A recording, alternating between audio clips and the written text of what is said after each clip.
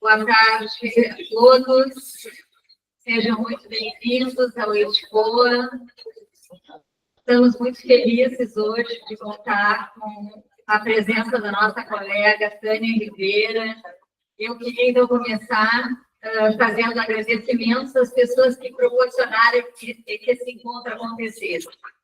Vou começar pela nossa presidente, a Thaís Stalin, que foi quem sonhou junto trazer a Tânia. E gostaria, então, de nomear cada um da comissão científica. Eu me chamo Lisa Riso, sou diretora científica, e queria agradecer a minha comissão toda, que também trabalhou para que esse encontro fosse o que eu tenho certeza que vai ser. A Lina Guastucci, a Mariana Tober, a Marina Araldi, a Marina Medeiros, a Paloma Bampi e a Rafaela Crestani. Agradeço muito vocês, o esforço todos juntos aqui. Queria agradecer a Aline Santos Silva também, que é a nossa diretora de ensino, que vai coordenar a mesa.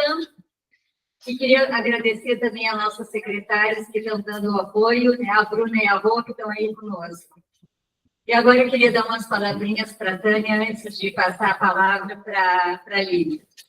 Queria te dizer, Tânia, que não foi fácil escolher o tema para trazer eles hoje, porque o teu percorrido é muito grande, sempre muito estudiosa, e eu vou te dizer que eu conheci o Avesso do Imaginário há muitos anos atrás, e já foi um encanto, conhecer o modo como tu dialoga com a arte e com a psicanálise. E, então, ali já teriam muitos temas que a gente gostaria de estar trazendo para aqui, para conversar. Aí, para preparar esse encontro, eu acabei lendo também a psicanálise antropofágica. E nesse livro também a Tânia continua, de alguma forma, articulando, dialogando nos campos da arte e da psicanálise. É impressionante, eu acho, eu até trouxe aqui e recomendo a todos vocês esse livro, né? Tem uma linguagem poética, sensível, né? Muito profunda. E eu acho que a Tânia, segue a sugestão do Freud, de que a gente, para chegar perto do sujeito, do psiquismo, entender, né, como se constrói, que a gente tem que buscar as analogias, né? Que o Freud buscou arte, buscou a literatura, buscou a mitologia, e a Tânia busca as produções artísticas com muito conhecimento e muita profundidade. Então, assim, é muito rico o que a gente, né, tem, e eu tenho certeza que esse nosso encontro hoje vai ter toda essa fertilidade que a Tânia nos proporciona. Então, um bom encontro para todos. Eu vou passar a palavra para a Lili. Obrigada, Luísa.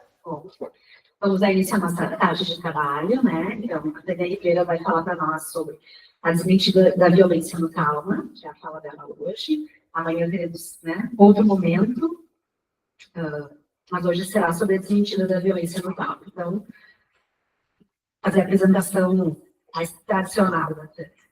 Tânia Ribeira é ensaísta, psicanalista, professora do Departamento de Artes da Universidade Federal Fluminense, dos programas de pós-graduação em Teoria Psicanalítica e em Artes da Cena, ambos na UFRJ. Doutora pela Université Catholique de Louvain, na Bélgica, com pós-doutorado na EBA, UFRJ, e na Noção, na Argentina. Foi professora visitante da Université Paris 8 em 2016. Autora de vários livros, entre os quais encontram-se Lugares do Delírio, que é o que a gente tem à venda aqui, né? Lugares do Delírio, Arte e Expressão, Loucura e Política, Psicanálise Antropofágica, que a Luísa nos apresentou agora, e O Avesso do Imaginário, Arte Contemporânea e Psicanálise. Curadora das exposições Lugares do Delírio, entre outras produções. Então, a gente vai, a nossa organização aqui vai ser mais ou menos 1 hora, né, de fala para frente, e depois a gente abre bate-papo, conversas. Seja bem-vinda, Tânia. Obrigada, boa tarde. Boa tarde a todas, todos também, menos numerosos do que as todas. Quero sublinhar isso, porque é muito bonito ver uma plateia tão majoritariamente de mulheres. Muito obrigada pela presença de vocês. Obrigada, Thaís, a Luísa, a Aninha, todo mundo, toda a equipe que participou dessa organização e a instituição, a Gente Boa. É uma alegria estar aqui. E eu digo isso, assim, de verdade, porque eu preciso dizer para vocês, eu sempre falo isso, fica parecendo que eu estou querendo puxar saco, mas é verdade. Eu gosto muito de vir para Porto Alegre, eu gosto muito das plateias de Porto Alegre. Para mim é especial a conversa, a interlocução com pessoas daqui. Tenho alguns amigos muito queridos que são pessoas com quem eu tenho uma interlocução muito rica, e, enfim, vejo várias carinhas conhecidas aqui, fico muito feliz por isso. De verdade, como a Luísa disse, né, eu e Thaís conversamos um pouco.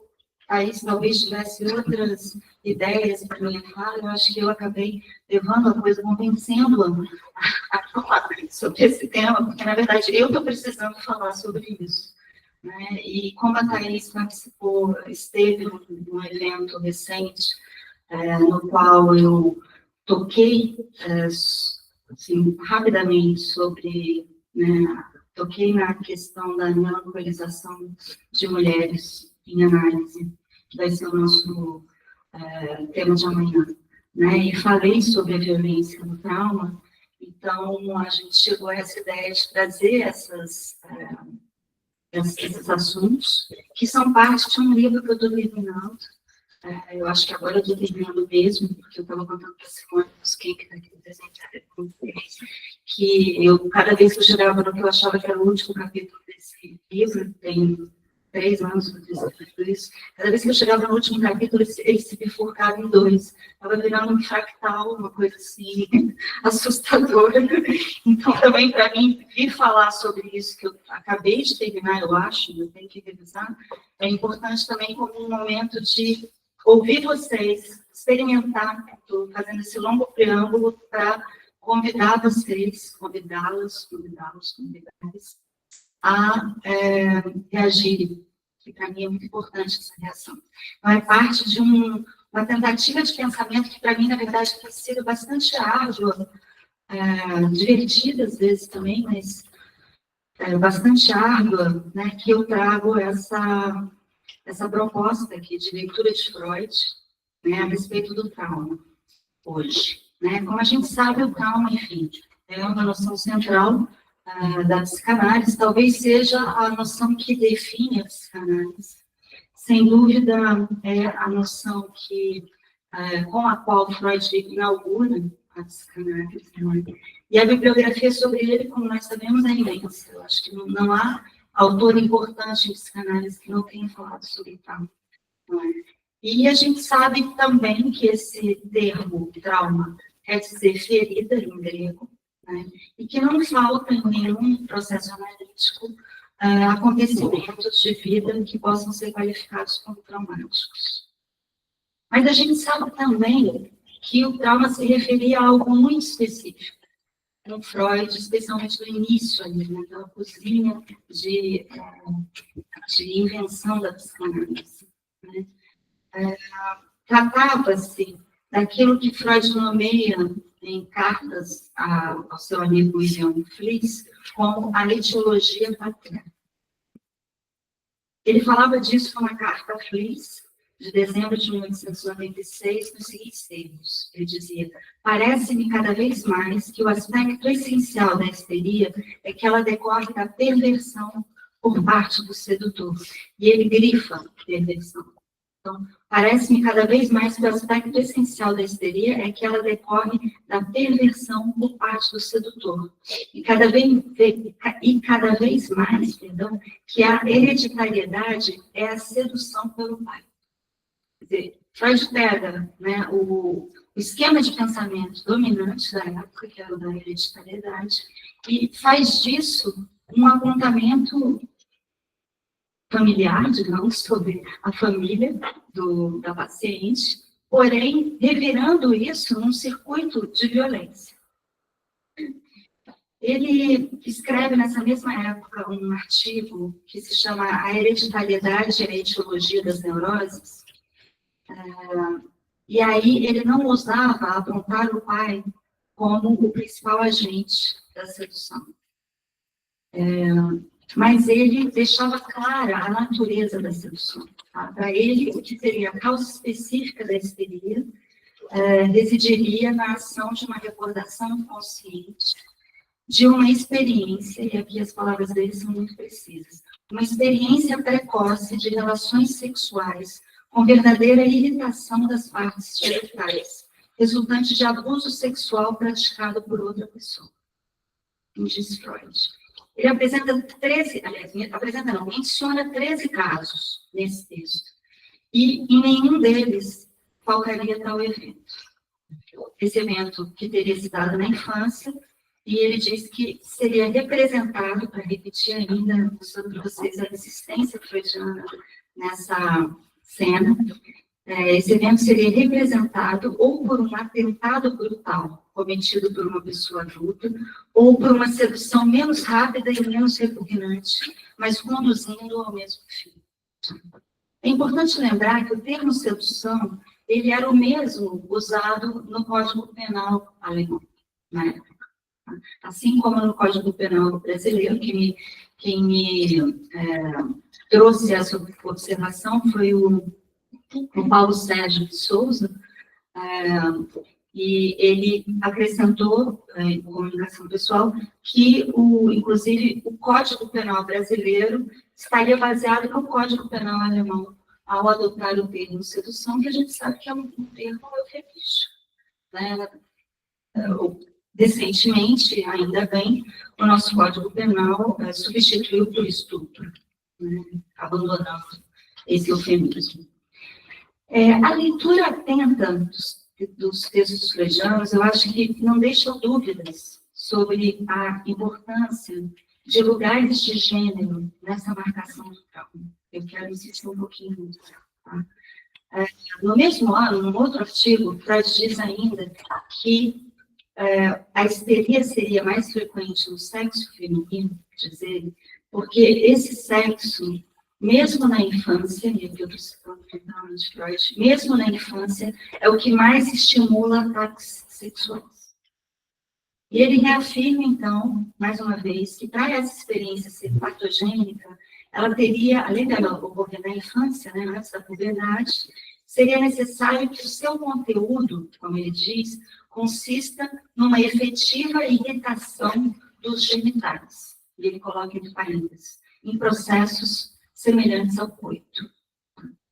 Então, se tratava de um ataque sexual, muito nitidamente, que seria perpetrado por um adulto em uma criança, ou ainda por uma criança em outra criança. A primeira, a que perpetraria, né, o abuso na outra, tendo sido ela mesma anteriormente vítima de abuso.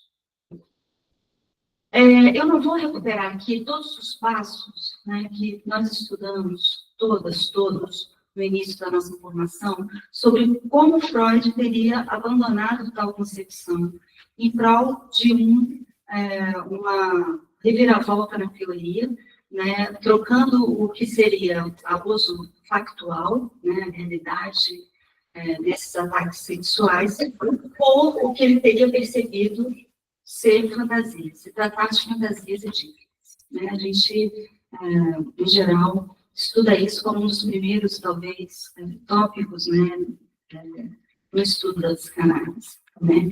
E nós sabemos, lembramos também, que era uma famosa carta Fliss, de setembro de 1897, que ele teria anunciado de maneira dramática esse abandono da teoria da sedução ou da etiologia paterna. Eu prefiro manter a expressão etiologia paterna, porque eu acho que ela nos indica já um caminho para se pensar em termos políticos dessas questões, né? Levando em consideração que o pai aqui, esse lugar, se refere ao patriarcado. Né? Não há como relacionar o lugar do pai aí à organização social, enfim, patriarcal. Então, nessa carta, ele diz que não acredita mais na sua teoria das neuroses, né, como a gente sabe. No entanto, o que a gente costuma não aprender, ou nem todo mundo sublinha nos cursos de psicanálise, é que poucas semanas depois, tá, numa carta de 12 de dezembro do mesmo ano, ele volta a escrever a Fliss e diz o seguinte: minha confiança na etiologia paterna aumentou enormemente. Poucas semanas depois, tá? Eckstein tratou deliberadamente a paciente dele de maneira a não lhe dar o menor indício de que iria emergir do inconsciente.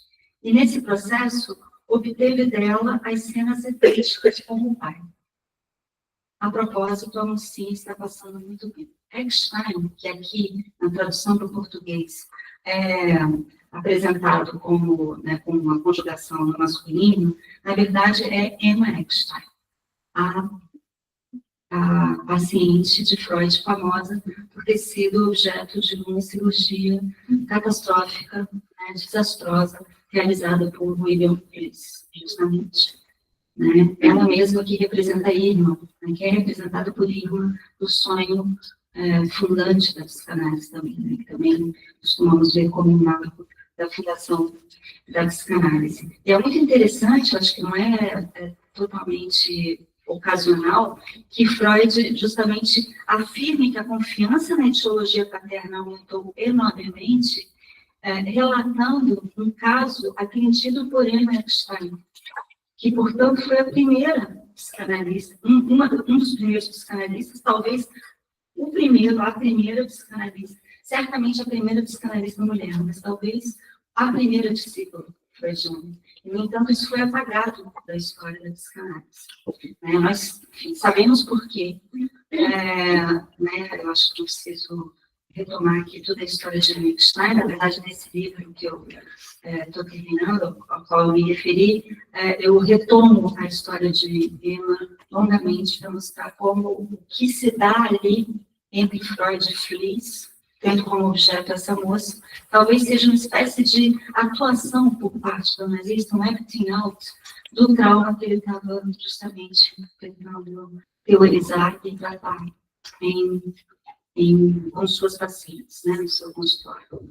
Enfim, essa cirurgia tem, me parece, todos os elementos de um trauma, a maneira como ele o concebe aqui, apesar de não se dar a cirurgia dos órgãos genitais, se trata de uma intrusão violenta e totalmente gratuita. Quando a gente retoma as cartas e estuda os textos do próprio Fliss, fica muito nítido que Freud não acreditava que aquela cirurgia pudesse realmente beneficiar aquela paciente. Então, ele é levado a fazer aliança com um outro homem e ser, portanto, parceiro numa intrusão violenta do corpo feminino.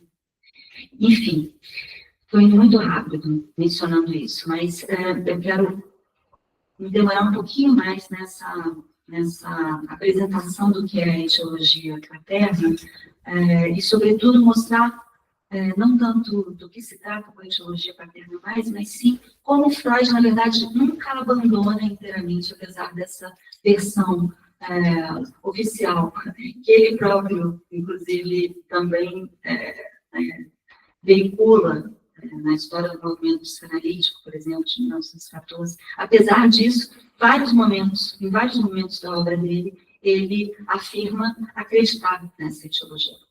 É algo que se mantém estranhamente ao longo da obra de Freud.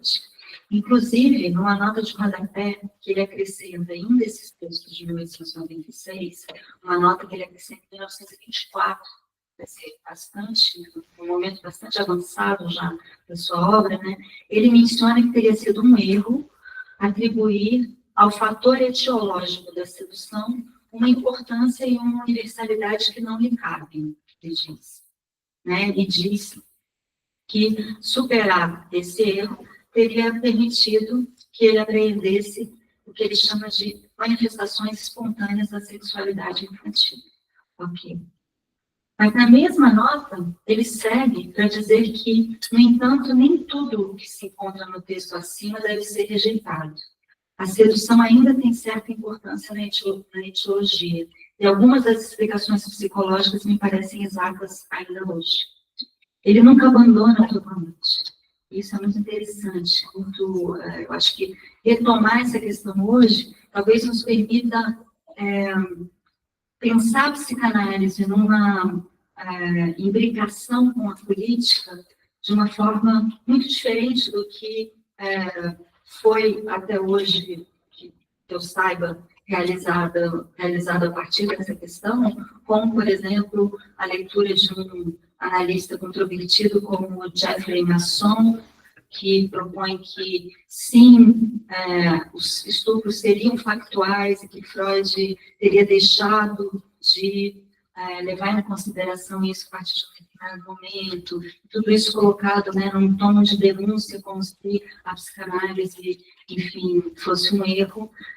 Eu acho que não se trata em absoluto sobre essa questão, não se trata como o ponto mais importante de pensar a factualidade ou não do estupro. Se trata de estupro, como vocês viram, né, na descrição do próprio Freud, e sedução, como eu já apontei, é um eufemismo. Mas não se trata de nos perguntarmos sobre o caráter de fantasia ou de fato desses ataques. Se trata, me parece, de outra coisa mais importante, né, que eu vou tentar desenvolver agora. E me parece também que quando a gente lê, o que eu faço no livro também, quando a gente se dedica a ler a noção com a qual Freud estava trabalhando de fantasia, no momento em que ele escreve a carta Fliss, dizendo não acredito mais na minha neurótica, né, a noção freudiana de fantasia, ela não permite que a gente oponha a fantasia à realidade. A fantasia, na verdade, ela é uma espécie de narrativa editada a partir de fatos reais, para dizer muito rapidamente. Não existe uma oposição entre os dois conceitos, em Freud. Eu acho que isso é muito importante também. Enfim, o que eu estou tentando sensibilizar vocês, vamos dizer assim, até agora, é para a ideia que eu gostaria de defender de que questões de gênero não são externas à psicanálise. Não se trata, na minha opinião, como por vezes eu uso da parte de alguns analistas, não se trata de questões muito interessantes e importantes, que têm respeito ao contemporâneo, mas que não são psicanálise. E que, eventualmente, a gente pode ou não querer abordar com a psicanálise. O que eu estou sugerindo, propondo para vocês, é que questões de gênero são o próprio fulcro da psicanálise.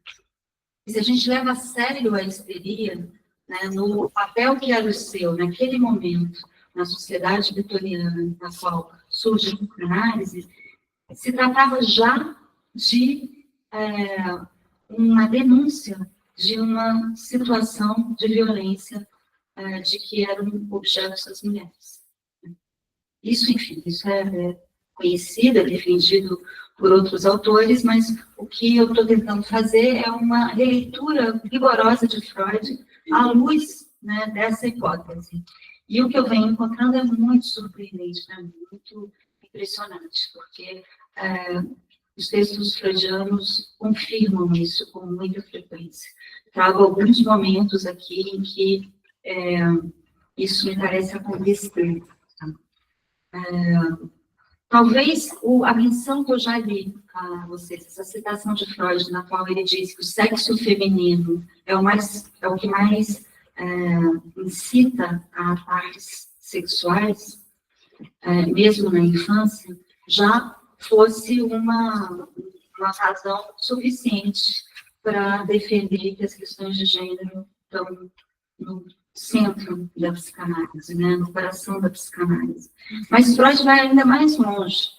Ele nos ajuda a reforçar as bases dessa hipótese com a sua noção de cena primária, ou originária, né? A cena primária, por cem, da qual ele fala longamente no caso do Homem dos Lobos e em outros lugares da teoria, né? Em Análise Terminável e Interminável, esse que é um dos últimos textos importantes de Freud, né, de 1937, ele menciona tanto a cena de sedução quanto a cena primária numa série, né, fazendo uma ligação entre elas, aliás, mencionando-as numa série, numa mesma série. Ele diz assim, ele está falando da vivência central, assim ele chama a cena central da infância, né, e menciona, então, determinadas situações que não ocorreriam sempre, mas, diz ele, com alguma frequência.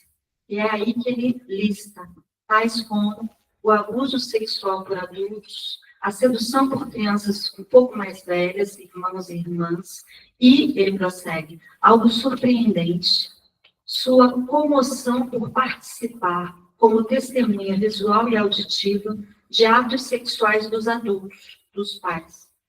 Em uma época no qual a criança não teria nenhum interesse, por isso a gente sabe que ele chega a datar esse acontecimento, né, essa construção e análise que ele faz no tratamento do Homem dos Lobos, ele chega a datar esse acontecimento por volta de 1 ano e meio de idade. Então, a criança não teria nem interesse por isso, nem capacidade de compreender ou dela lembrar-se posteriormente. Citação de Freud. Aliás, não, desculpa. A última parte eu já não estava citando. Porque a citação de Freud aqui, sobre a cena primária ou originária, é a comoção, que ele diz que é surpreendente, a comoção por participar como testemunha visual e auditiva de atos sexuais dos adultos, dos pais. Isso porque se trata com a cena primária, como a gente sabe, de uma cena sádica. Trata de uma cena de coito anal, né, que Freud descreve como sádica, violenta, né, um coito anal numa posição que permitiria à criança ver os genitais da mãe e interpretar o que estava vendo como uma relação entre alguém que seria castrado, a mãe castrada, e alguém que não o seria, e a posição, a cena, coloca o segundo numa posição de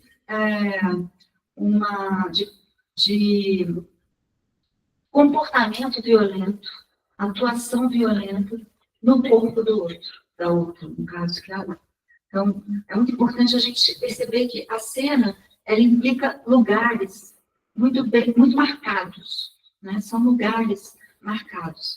E eu acho muito interessante que Freud use a palavra comoção aqui, que ele fala da comoção por participar, ainda que só como uma testemunha visual e auditiva, e por parte de uma criança que nem compreenderia, né, do que se tratava ali, mas haveria uma comoção por participar disso. Me pergunto se essa comoção não nos permite ir além da dicotomia entre o que é factual, o que teria acontecido factualmente, alguém teria sido ou não vítima de um abuso sexual factual, ou então, se não factual, só se fosse, né, a gente teria que pensar que seria da ordem da fantasia edípica. Porque aqui eu acho que o que Freud está indicando é que se algo nos põe em movimento, nos comove, mesmo quando não acontece no nosso próprio corpo. A cultura não deixa não para, talvez, não cessa de nos mostrar essa violência. E os nossos corpos estão nela implicados, ainda que não como objetos da cena factual. Né? Freud também vai sublinhar esse aspecto do que é ouvido. Ele não só fala, então, desse espetáculo, né, do Homem dos Lobos, mas também ressalta, num outro texto, o que se ouve como também capaz de produzir isso que aqui nesse texto eles chamam de comoção. Né? Então, ainda que não aconteça factualmente no corpo, tal violência, ela não deixa de ser mostrada na cultura, né? De um modo que me afeta e me põe em movimento, me comove. Portanto, mesmo em 1937, Freud volta a reafirmar uma certa, digamos, uma natureza irredutível dessa violência. Né? Não o fato de ter já começado a pensar nisso em termos de fantasia também, desde, enfim, 40 anos antes, que o faz abrir mão dessa consideração de uma espécie de realidade última, tanto da cena primária quanto da cena de sedução. Como entender isso? Talvez a gente possa dizer, grosso modo, que, seguindo Jacques Lacan, a gente poderia pensar que se tratariam de nomes ou imagens, né, dadas ao trauma, né, como recobrimentos imaginários disso que se deveria entender na sua incidência histórica, né, e tomado em chave estruturalista como o que marca a entrada do sujeito na linguagem. Né? Então, Lacan sublinha que essa passagem civilizatória implica uma violência estrutural. Ele, portanto, ele retira o conteúdo de cenas sexuais ou sexuantes, talvez a gente possa dizer, dessas cenas freudianas para fazer essa leitura estruturalista, né? No primeiro momento ali de Lacan, né? Esse seria, talvez, o esquema geral de compreensão. Mas isso não explica por que, em Freud, as narrativas são tão precisamente, insistentemente referentes ao que na relação sexual se inscreveria de forma violenta e implicando uma dissimetria de poder entre gêneros. Um sujeito tomando, alguém tomando a posição de sujeito para ser melhor, um sujeito poderoso, e outra pessoa tomando a posição de objeto decaído, desprezado, maltratado, abusado. Essa simetria, eu acho que ela é fundamental e é nela que eu estou sugerindo provocativamente que a gente veja o fulcro da psicanálise. Acompanhando essa linhagem lacaniana, eu devo dizer que durante muitos anos me pareceu suficiente a ideia de uma violência estrutural e estruturante, né, que corresponderia à própria entrada do sujeito na linguagem. Mas algo mudou. Né? Isso me pareceu durante muitos anos satisfatório de alguma maneira, tanto no meu trabalho clínico quanto na minha lida com a teoria. Mas algo mudou. Não que, com essa bagagem lacaniana, talvez bagagem de outros autores, né, pós-freudianos também, ou com a própria bagagem de Freud, a gente não pudesse também ter uma visão crítica ou uma atuação crítica em termos da reverência à lógica falo-patriarcal, né, a lógica fálica, que eu estou sugerindo que a gente chama de falo-patriarcal. Eu acho que a teoria lacaniana ela tem essa vantagem, estou mencionando a teoria lacaniana porque realmente, né, é uma importante referência para mim, mas não é a única, mas aos meus olhos tem essa vantagem de, ao conceber o falo como significante, né, marcar em termos muito simples que, no final das contas, ninguém tem um falo. Se trata de algo que circula entre nós um pouco como o dom de Marcelo Moço, né, que o inspira nesse pensamento. E, nesse sentido, eu me lembro de, por exemplo, uma intervenção que eu fiz muitos anos atrás, na análise de uma mulher, uma pessoa que se identificava como mulher, e que ela mesma não era analista, mas ela tinha muitos amigos analistas, e ela começa a se colocar em análise, depois de alguns anos, muito, em termos muito depreciativos, como se, enfim, ela fosse faltante e, portanto, não estaria à altura de outras pessoas que não seriam faltantes, especialmente o seu parceiro na época. E eu me lembro de repente, ter dito para ela uma coisa, essas coisas que a gente diz, claro, as intervenções muitas vezes, não sempre são assim, né? E só depois a gente se dá conta do que diz. E eu disse para ela, mas você acredita que alguém tem isso? Eu acho que, de fato, né, essa proposta lacaniana nos ajuda um pouco a sair de uma certa rigidez, digamos assim, na própria lida com questões de gênero. Para dizer isso muito rapidamente, isso nos levaria, deveria nos levar a uma discussão muito mais detida. Mas eu quis trazer essa rápida notícia clínica, vamos dizer assim, muito rápida, não é nem uma avenida, para tornar sensível para vocês essa ideia de que se tratava, sem dúvida, de esvaziar a pregnância imaginária do Paulo, mas não de questionar o seu lugar como significante ordenador, né? Mas eu devo dizer que algo mudou para mim nos últimos anos. E eu acho que algo aconteceu, vem acontecendo para nós, em geral, né? E eu poderia dizer só que, para muitos de nós, começou a ser necessário pensar em termos mais amplos a incidência política da psicanálise, as relações da psicanálise com a política, não é? E isso, que diz respeito mais especificamente às questões de gênero, isso vem fazendo com que alguns significantes circulem na cultura de modo, né, mais vigoroso e, portanto, vem nos questionando.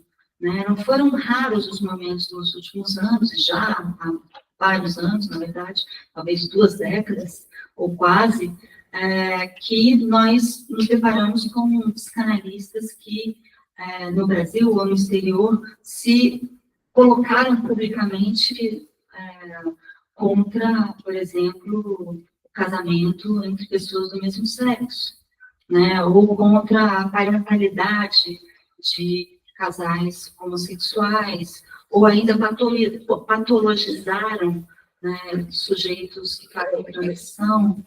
Então, sem dúvida, nesse contexto, cabe a gente voltar a essas questões, né? Eu não vou citar, senão muito rapidamente, um dos eventos que nos comoveu, talvez da maneira de Freud, que foi, claro, a fala de Paul Preciado num evento organizado pela Escola da Causa Lacaniana, da Causa Freudiana em Paris, né? Não vou me lembrar, não quero nem mencionar a carta escrita por Jacques Lamillard em reação ao que aconteceu aquele dia, e essa carta me parece simplesmente detestável. Por vezes, vimos psicanalistas tomarem posições que me faziam e faziam muitos colegas se indignarem e pensarem, mas isso para mim não é, essa pessoa não está falando em nome da psicanálise. A psicanálise para mim é uma prática comprometida com uma emancipação, né, do sujeito em termos sociais também, né? Mas eu acho que hoje em dia é difícil a gente acreditar, talvez tão ingenuamente quanto até algum tempo atrás, nessa potência subversiva como inerente à psicanálise. Porque nós aprendemos também que a psicanálise é subversiva desde o início, né? E E eu acho que vale a pena se perguntar em que ela é subversiva e como colocar em movimento a potência subversiva que ela apresenta, né? Então, durante muitas décadas, eu acho que a gente foi poupada dessa reflexão pela ideia de neutralidade, inclusive, né? Uma ideia equivocada de neutralidade que o pensamento feminista ajudou a desmontar na cultura, na medida em que a neutralidade, a universalidade sempre correspondiam a uma posição que, em termos de gênero, era a dos homens, em termos geopolíticos, de homens europeus, e essa universalidade, então, calava muitas particularidades de posições não hegemônicas ocidentes. Né? Então, eu não vou me deter nisso aqui, até porque o tempo está correndo muito rápido. Mas a gente, me parece, ao situar o conhecimento psicanalítico, ou seja, não deixar de reconhecer, né, que quem inventa a psicanálise era um homem cis, hétero, branco, europeu, e que a parte da sua condição de judeu que lhe trouxe dificuldades patentes era razoavelmente bem adaptado na sua condição pequena burguesa, né? Ele fala como um homem, porém não faz teoria apenas a partir da sua própria posição. Queria marcar rapidamente essa diferença, que eu acho que define a psicanálise. Porque o conhecimento filosófico, ele se dá tradicionalmente como o conhecimento emitido por um sujeito tomado como um produtor de conhecimento neutro e universal, capaz, portanto, de enunciar a verdade, né, sem nenhuma crítica. O que se dá com a psicanálise é uma criação de uma situação de produção de conhecimento que implica a escuta de muitas outras pessoas. Nesse sentido, a teoria freudiana, ela é uma teoria autoritária. Eu disse isso pouco tempo atrás, num evento em que estava uma amiga filósofa, Márcia Schubach, e ela me interrompeu e falou assim: você está dizendo que a psicanálise é autoritária e não autoritária como a filosofia. Ela era filósofa, ela é filósofa. Eu falei, eu não disse isso, mas você diz. Então, eu acho que se a gente pensa a psicanálise como uma teoria autoritária, talvez a gente possa pensar que, apesar de ser um conhecimento situado e, portanto, na teoria freudiana, não deixar de estar presente um ponto de vista que muitas vezes se encarna na posição de Freud, na posição masculina de Freud, mesmo assim, a teoria veicula muita coisa que não é isso. Muita coisa além disso e que não é isso. Então, a gente pode talvez entender que a teoria freudiana é uma teoria que faz uma espécie de dissecação do patriarcado, da sociedade patriarcal. Né? Se a gente leva a sério a ideia de que as questões de gênero lhes são centrais e originárias, tá? Freud está dissecando a sociedade vitoriana, que era a sua, e isso quem propõe é uma feminista chamada Juliet Mitchell, né, britânica, uma feminista britânica importante, que já traz essa ideia na década de 70, né, que a psicanálise ela apresenta uma dissecação da sociedade patriarcal. Juliet Mitchell nota que, ao fazer isso, no entanto, a psicanálise não prescreve a sociedade patriarcal. Quer dizer, a psicanálise não está dizendo necessariamente que tem que ser assim, né? Mas que, eventualmente, ela tampouco proscreve. A psicanálise nem prescreveria, nem indicaria que teria que ser assim, nem tampouco nos diria que não pode ser assim, não pode continuar sendo assim. Mas essa ideia de uma dissecação, a Julia Mitchell não usa essa palavra, mas a ideia é essa, eu gosto dessa palavra, essa ideia de dissecação, se a gente toma a psicanálise como uma dissecação do discurso hegemônico, mas também um material que dá notícias de discursos não hegemônicos, talvez a gente possa recuperar essa potência subversiva da psicanálise como a partir de uma certa metodologia. Uma metodologia de busca dos discursos não hegemônicos, de identificação do que é a narrativa hegemônica, enfim, a narrativa falo-patriarcal que Freud constrói, né, ao longo de toda a sua obra, baseada na castração, muito nitidamente, corresponde muito nitidamente a uma posição hegemônica, mas a gente pode buscar os desvios, outros pontos de vista, outros fragmentos, notícias de narrativas que não se coadunam totalmente a essa narrativa dominante. Então, o que eu estou propondo é que a gente possa pensar metodologicamente a questão da relação da psicanálise com a política. Eu estou propondo que a gente possa tomar a posição, que eu acho que é política também, de retomar a leitura de textos freudianos agora, hoje, né?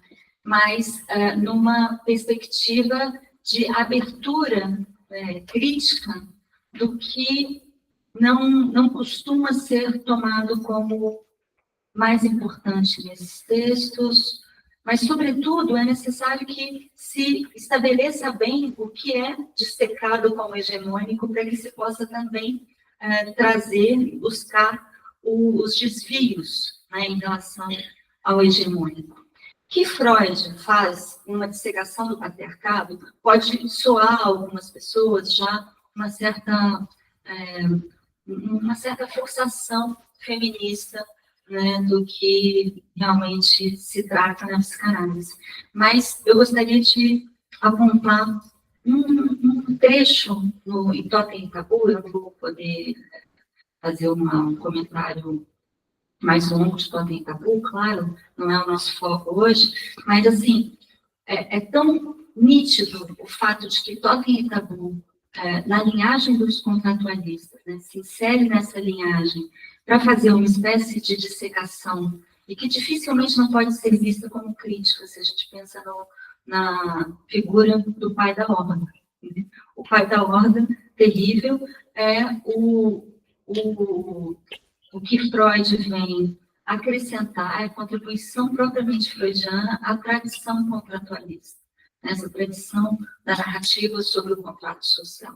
Freud traz esse ponto fundamental, que é a ideia de um pai perverso, para nomear, lembrando que a primeira citação que eu trouxe é aquela onde diz a Fliss que se trata da sedução por um pai perverso. Né?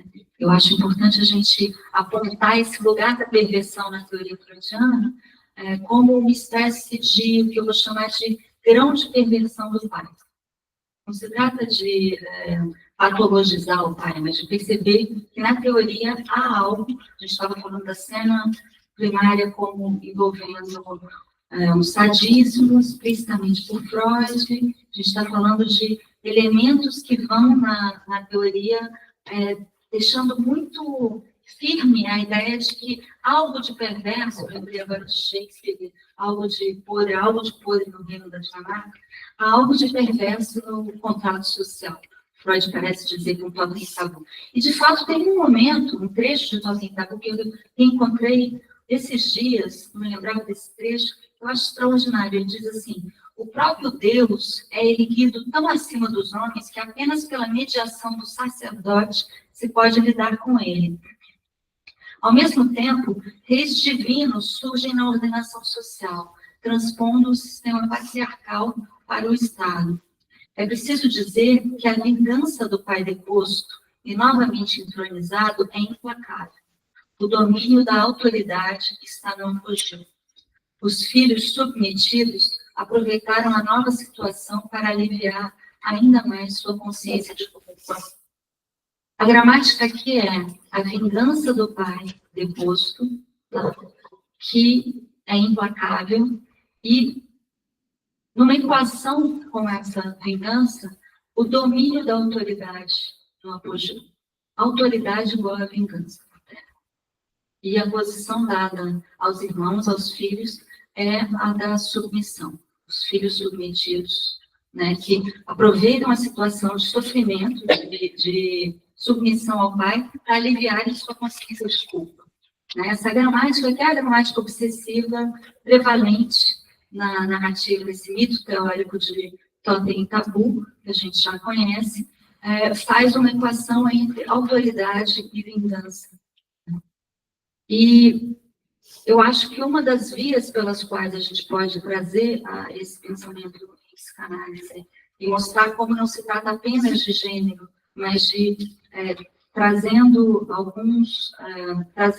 alguns pontos das teorias feministas para ajustar a nossa metodologia, não como tema exatamente, a gente pode talvez contribuir mais amplamente para as questões políticas através de um pensamento sobre essa equação entre autoridade e vingança, autoridade e grão de perfeição.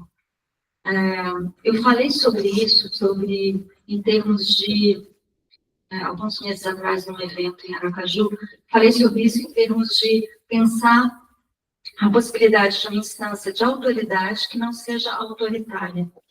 E aí, um amigo que estava presente veio me dizer que não conseguia pensar uma autoridade que não fosse autoritária. E eu fiquei muito surpresa dele me dizer isso, porque para mim é algo tão assim, óbvio até, que é possível e que é necessário pensar nisso. E que um homem tenha dito isso me pareceu muito eloquente sobre uma posição de gênero. E aí eu disse a ele, foi meio grosseiro da minha parte, porque a gente estava em público, e eu disse a ele, isso é porque você é homem, você não consegue pensar porque você é homem. Disse assim, né, essas coisas que a gente fala sem pensar, e depois eu pensei. Depois a coisa voltou para mim, não só depois assim, como com uma certeza, na verdade. Eu fiquei pensando se, na lógica falo-patriarcal, afinal de contas, a posição do homem, entre aspas, a posição masculina, essa posição que eu proponho que a gente chame da posição do homenino, brincando com os significantes homem e menino, porque nessa lógica, como esse trecho que eu acabei de citar mostra muito bem pela ideia de submissão, homem, nessa gramática, significa ser reverente ao pai, à maneira de um menino. Isso é um drama, é muito dramático isso, na vida daquelas pessoas que se identificam como homens, né?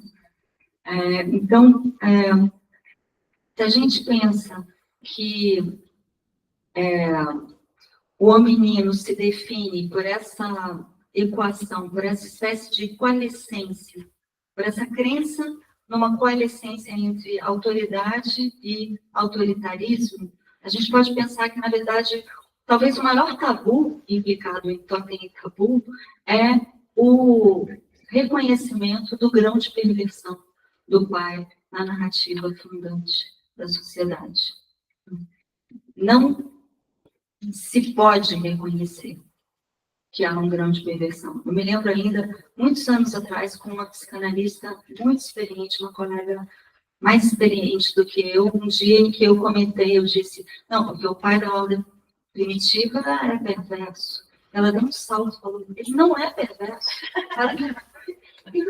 Como não é perverso? Como ele pode fazer tudo isso? Porque lembrem-se que uma das coisas que ele faz, é mais um dos pontos nos quais se marca muito claramente questões de gênero, né, no texto freudiano, lembrem-se que, né, as mulheres só aparecem como objetos do pai.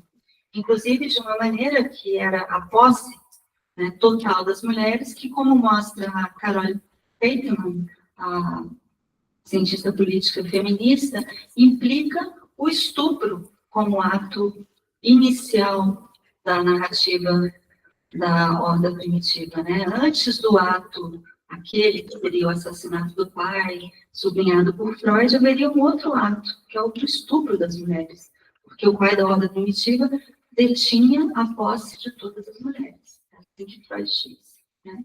Tá. Então, as mulheres estão aí como objetos e nunca como sujeitos. Elas não serão renomeadas como parte da aliança entre irmãos, né, da aliança que funda a fratria. E tem um momento muito importante ainda em Totem e Tabu, em que Freud diz que, uma vez fundada a fratria, os irmãos têm que legislar para impedir que qualquer um deles venha a retomar, né, a conquistar o lugar do pai da ordem primitiva. Isso, diz Freud, porque eles gostariam de fazê-lo, justamente. Porque se eles pudessem, eles o fariam. Cada um deles quer se colocar no lugar do pai, diz Freud. Tá? Então, é um outro ponto em que a gente vê a questão de gênero, né, ser marcada muito nitidamente em Freud. Né?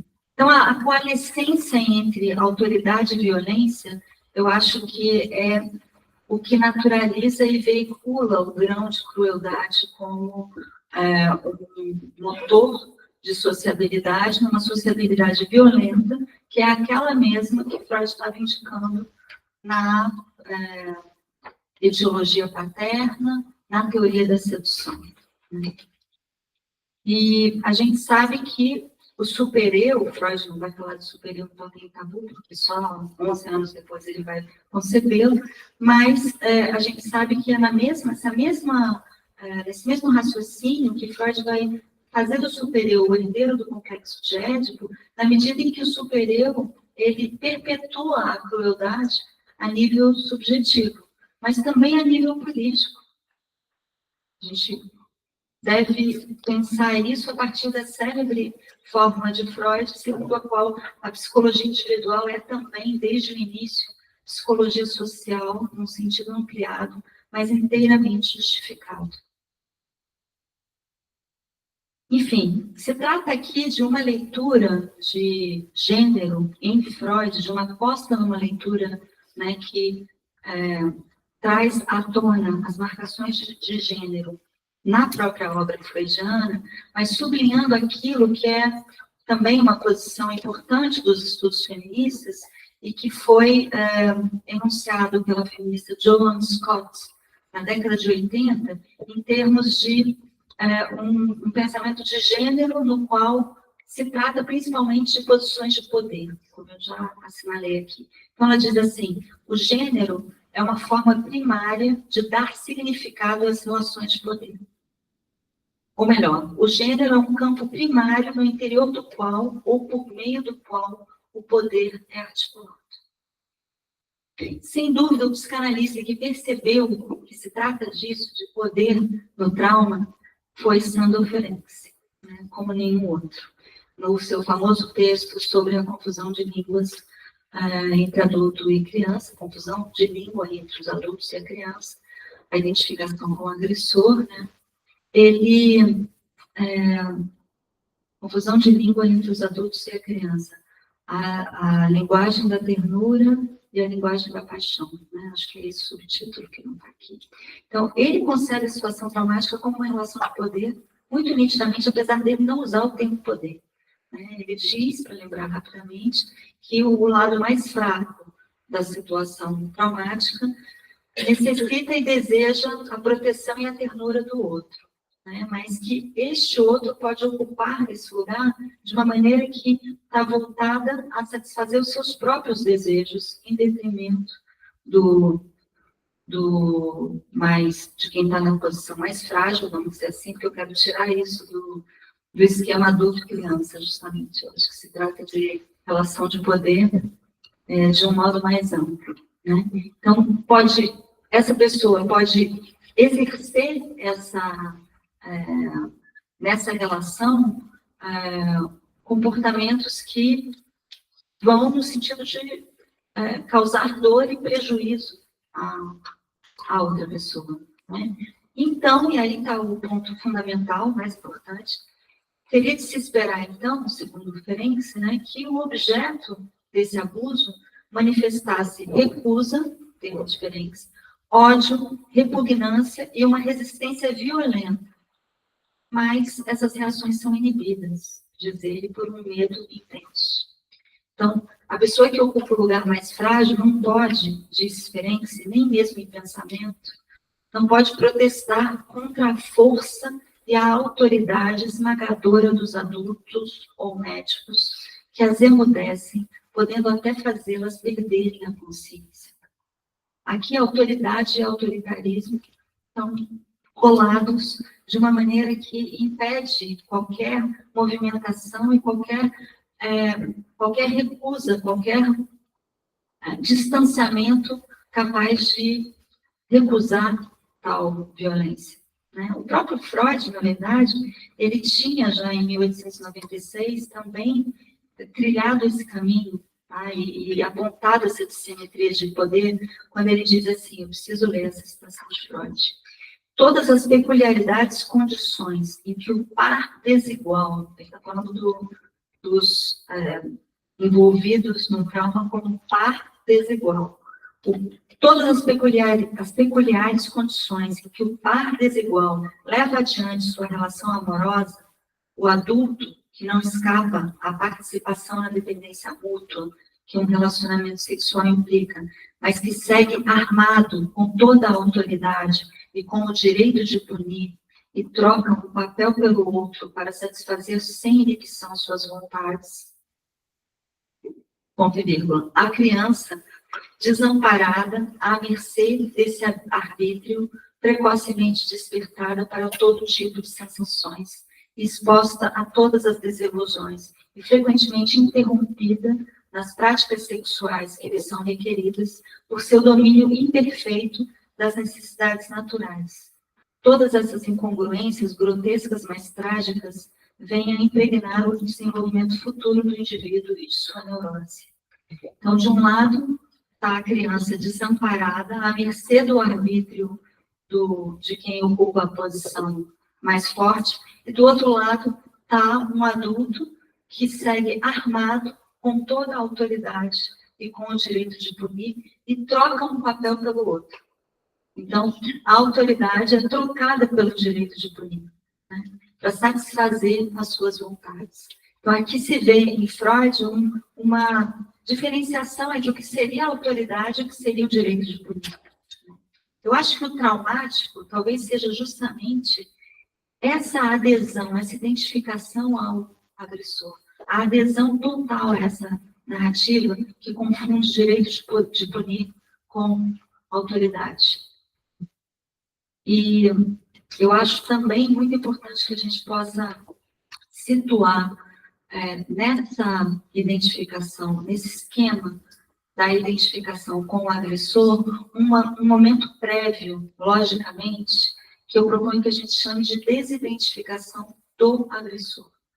Isso porque a identificação com o agressor, esse conceito tão importante, como eu estou defendendo a partir de Ferenczi, claro, e que muitos psicanalistas também consideram extremamente importante, esse conceito, eu estou propondo que ele seja justamente o que define o trauma, o que significa dizer que não é a situação em si que define a potência destruidora, traumática, mas a adesão, um esquema, né, de uma implicação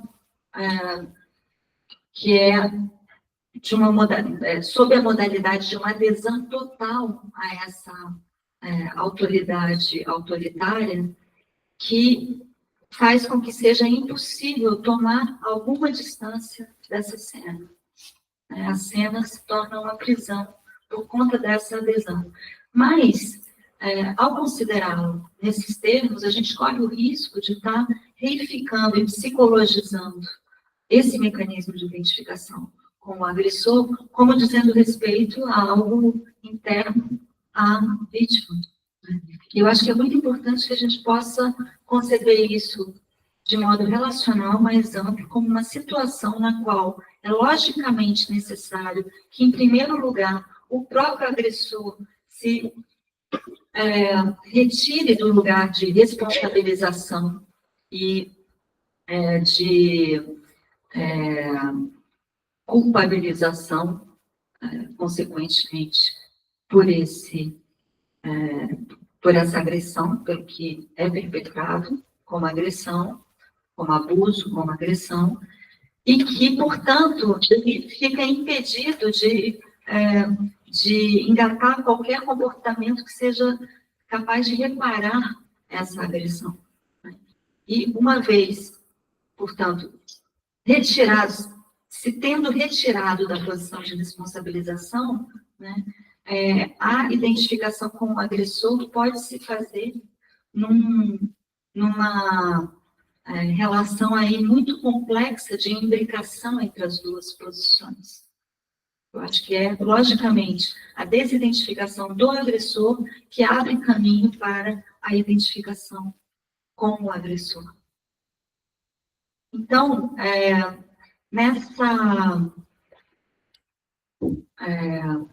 nesse reviramento fantasístico, para terminar, que faz da vítima o algoz, porque se a vítima se identifica com o agressor, né, não existe mais agressão, porque ela vira a pessoa que agrediu, e quem perpetrou a agressão pode se tornar a vítima.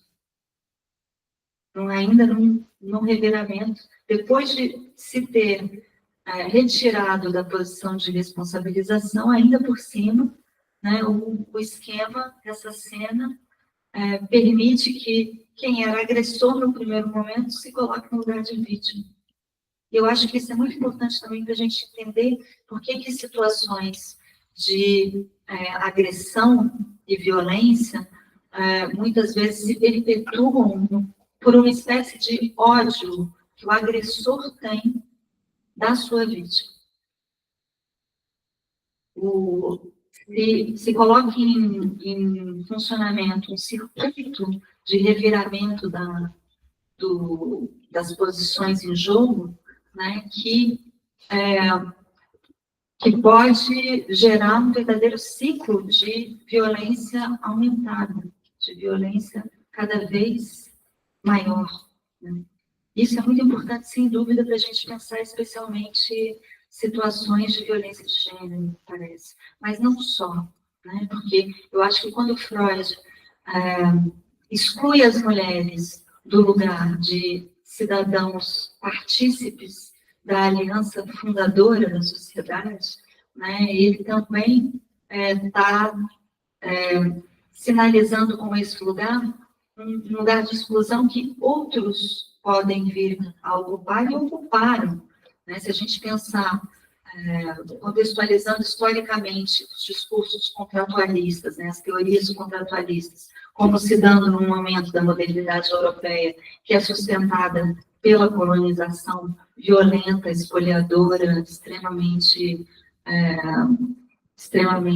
desumana e desumanizante de uma quantidade enorme de povos originários, né, a gente vê que tampouco essas pessoas são irmãos, podem fazer parte do grupo de irmãos que fundam a sociedade num pensamento de igualdade possível. Claro que isso nunca, isso sempre fracassa, mas enfim, o ideal, né, é o da igualdade, mas esse ideal de igualdade só se afirma sobre os corpos de milhões de pessoas que são excluídas da possibilidade de fazerem parte da aliança.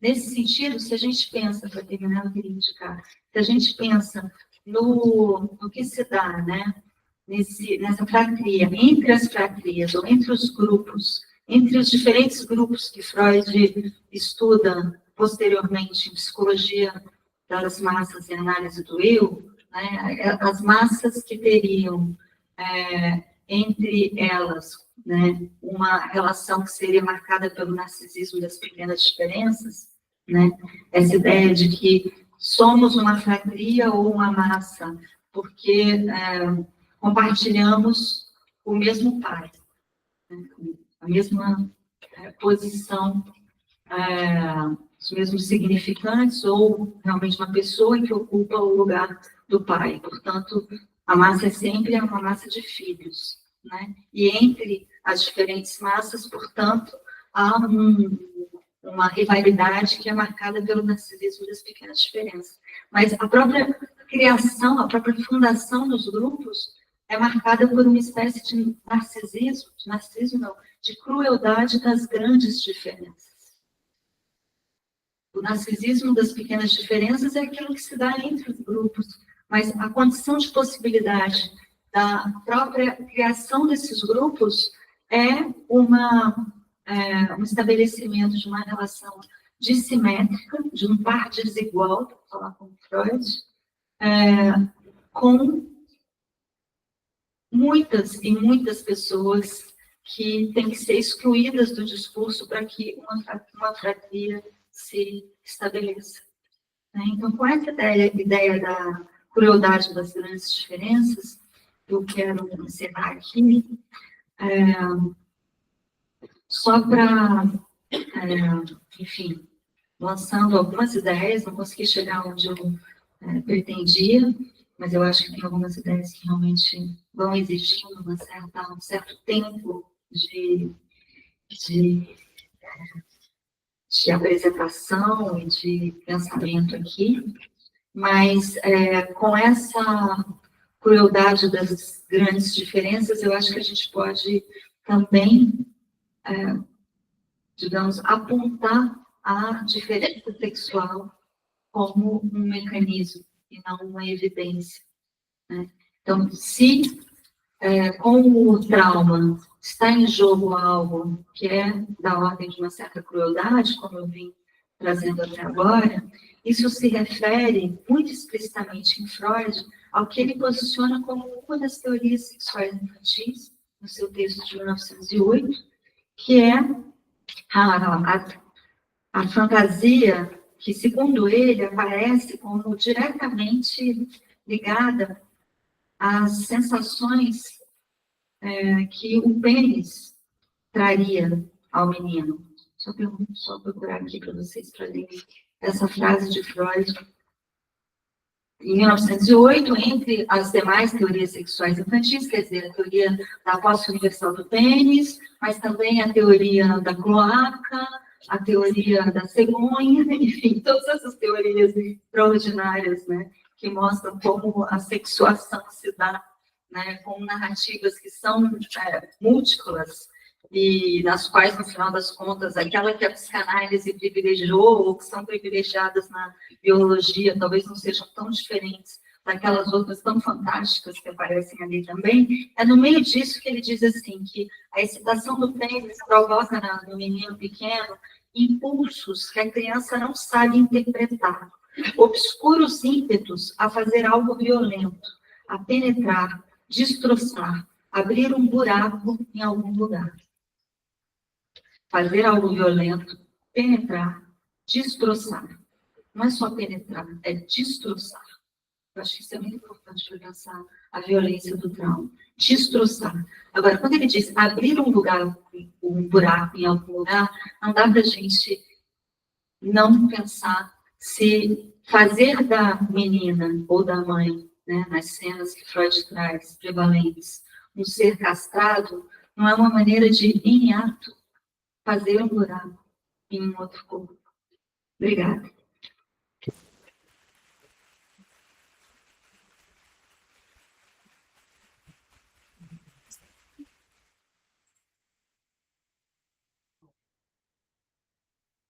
Oi.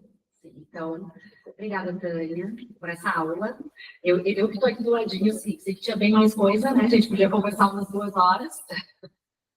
E a gente abre agora a discussão, né? Quem sabe a gente faz assim, 2, 3 questionamentos, se ele volta certinho, dá um retorno, pode ser. Quem quiser se inscrever, só levantar a mão. A gente já tem uma inscrita, que é a Marli. Então,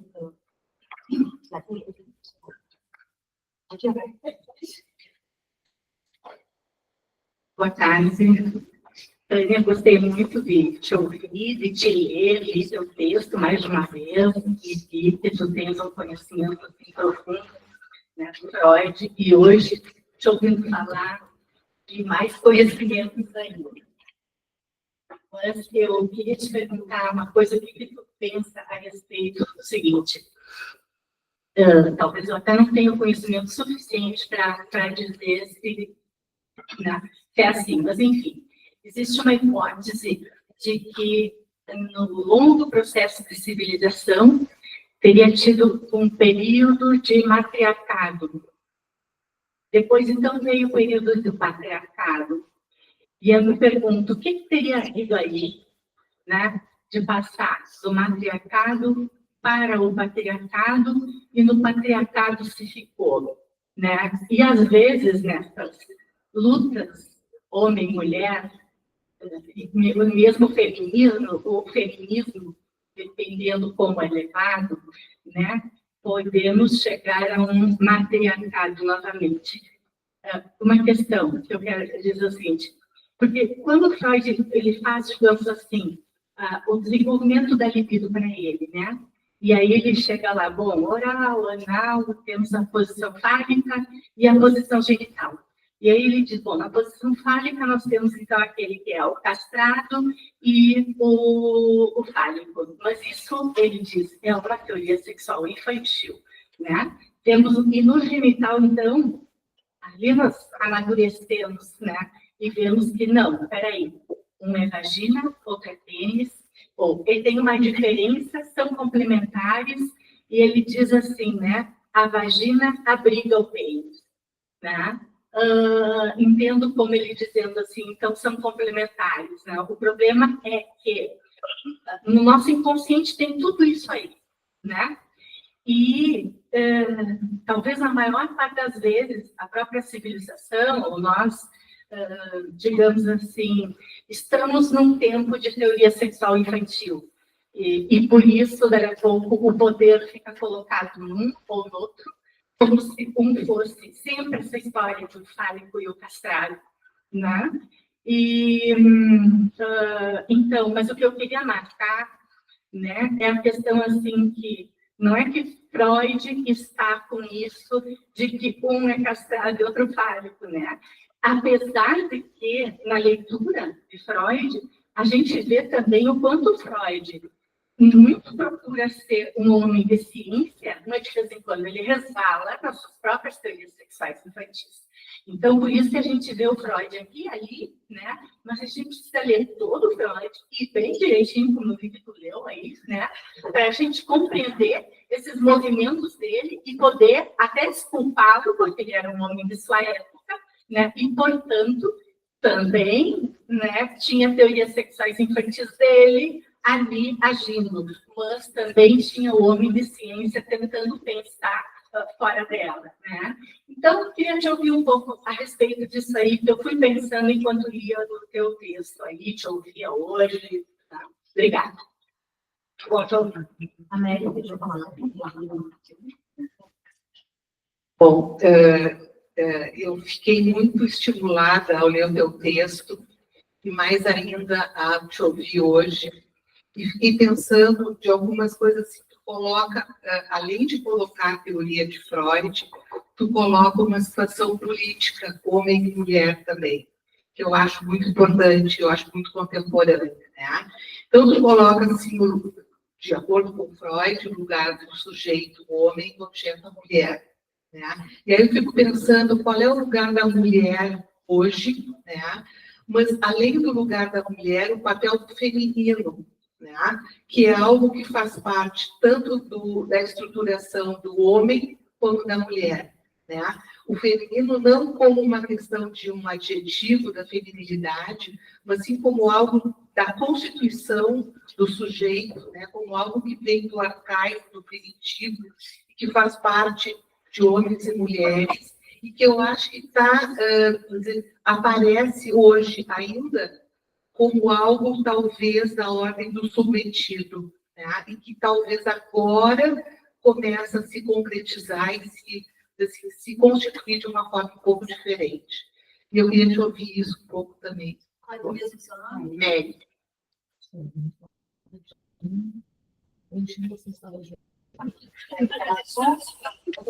Tivemos inscrições, vocês acharam que não? Acho que vamos devagar, porque as Também vezes está sabe. escrito, só tem uma pequena questão.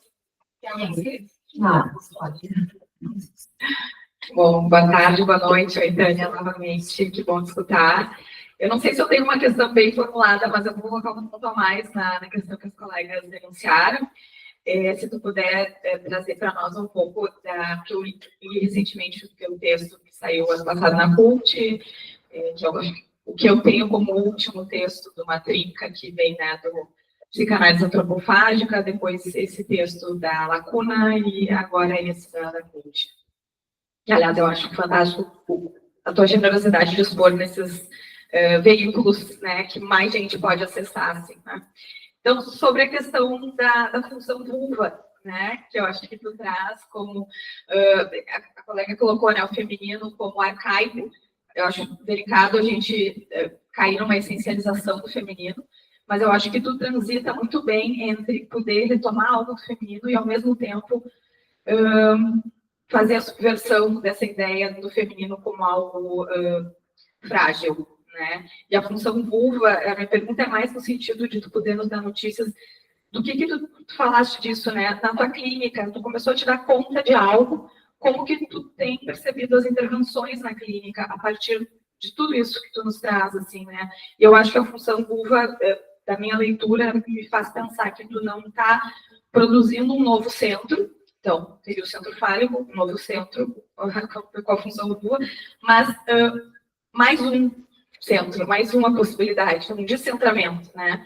E acho que isso me fez muito questão na minha clínica, de pensar que as nossas intervenções, a minha vertente é a psicanálise freud-lacaniana, sempre muito na direção do corte, da castração, e não é que a gente vá prescindir desses conceitos, mas trazer toda essa questão que tu coloca da borda. Aqui no final, eu copiei ontem, casualmente estava escrevendo, e copiei esse parágrafo. Isso me permite, eu vou ler, e estaria ligada à inscrição de limites éticos para o exercício de poder, quer dizer, que outros, o bordejamento do corpo em constante transformação, a metonímia, quer dizer, outras formas de intervenção, se tu puder falar disso. Desculpa ter me alongado.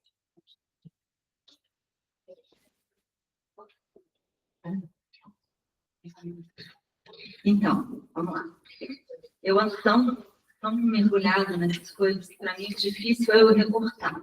Sabe? Quando a gente está muito, né, dentro, parece que pode ficar 20 horas falando de cada coisa, tentando ainda elaborar o que está se dando, mas para mim é justamente interessante, como eu disse no início, poder trazer essas questões ainda quentes para mim e a gente poder conversar sobre elas, né? Eu acho que, sem dúvida, assim, quando eu digo isso, assim como quando você diz, Maria, não sei se eu tenho conhecimento para dizer isso, nós estamos fazendo uma performance de gênero. Tá? Não tenho nenhuma dúvida que um homem aqui, no meu lugar, não ia dizer isso, mas eu quis dizer assim. Né? E eu acho que eu estou dizendo isso para assinalar como não se trata só do que a gente diz, dos enunciados, mas da posição de enunciação. É isso que eu estou também tentando sublinhar quando eu falo em método, método feminista, mais do que falar sobre feminismo, do que fazer do feminismo um tema ou uma referência. Né? Eu acho que a gente tem que pensar em termos de método, em termos metodológicos. Então, Marli, quando você fala do matriarcado, Freud até fala, né? até cita um alemão, Bashoff, que tem um livro sobre isso, que é um livro muito delirante, muito interessante, mas que eu não consegui acompanhar. Depois eu li alguns comentadores que dizem que realmente é uma quimera, e eu confio na Rita Segato, que é essa antropóloga argentino-brasileira, né, com quem eu fiz um pós-doc em 2023 na Argentina, e ela, da sua autoridade de antropóloga e etnógrafa, garante que não existe nenhum relato de matriarcado na civilização. Não existe relato, não existe. Então, existem os mitos das Amazonas, mas não existe nenhum relato. A maneira como ela lida com isso, então, é dizer que o tempo do patriarcado é tão lento que ele se confunde com a própria história da humanidade.